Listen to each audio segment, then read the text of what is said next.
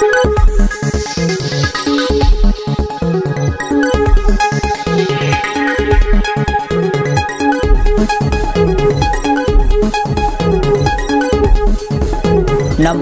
ખેડૂત મિત્રો, સ્વાગત છે તમારું આ અમારી તાજા બજાર ભાવની ચેનલમાં। તો આજના આ વિડીયોમાં રૂમાં એકાએક બહુરાષ્ટ્રીય કંપનીઓની કયા કારણોથી સક્રિય થઈ છે અને ત્યારે રૂ બજારની સ્થિતિને, વાયદા બજારમાં થતી તેજી મંદીને સાથે જ આજના કપાસના બજાર ભાવ અંગેની સંપૂર્ણ માહિતી મેળવતા પહેલા દરરોજે દરરોજના તાજા બજાર ભાવ કે અન્ય માર્કેટિંગ યાર્ડના તાજા ભાવ જાણવા માટે કેડી ખેડૂત મિત્ર ચેનલને સબસ્ક્રાઇબ કરી લેજો।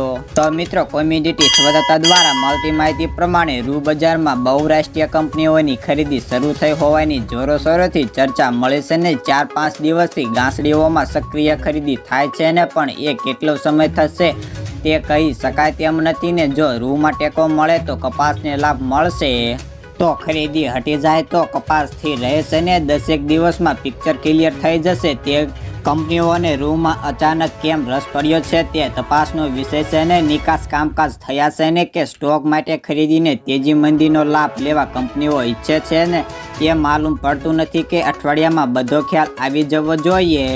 ત્યારે શનિવારે શંકર રૂ ગાંસડીમાં ખાંડીએ 100 રૂપિયા વધીને 55,500 થી 55,800 ભાવ બોલાતા હતા। ત્યારે કપાસના ભાવ કેટલા વધે તે અંગે આવતા સપ્તાહ માટે 30નો ટાર્ગેટ રાખવો જોઈએ।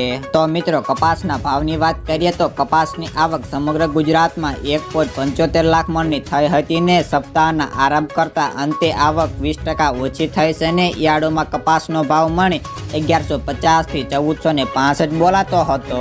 ત્યારે ગામડે બેઠા કપાસનો ભાવ 1400 થી 1425 રૂપિયા બોલાઈ રહ્યો હતો।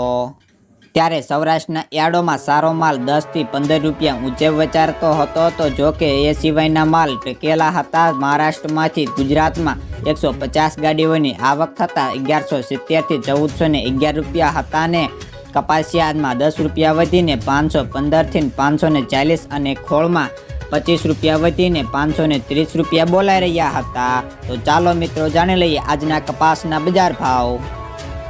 રાજકોટ 1160 થી 1480, અમરેલી 992 થી 1438, સાવરકુંડલા 1100 થી 1440, જસદણ 1050 થી 1410, બોટાદ 1181 થી 1476 રૂપિયા, મહુવા 851 થી 1370, ગોંડલ 1001 થી 1411, વાંકાનેર 1200 થી 1440, મોરબી 1200 થી 1490, રાજુલા 1000 થી 1432 રૂપિયા, થી 1419 રૂપિયા।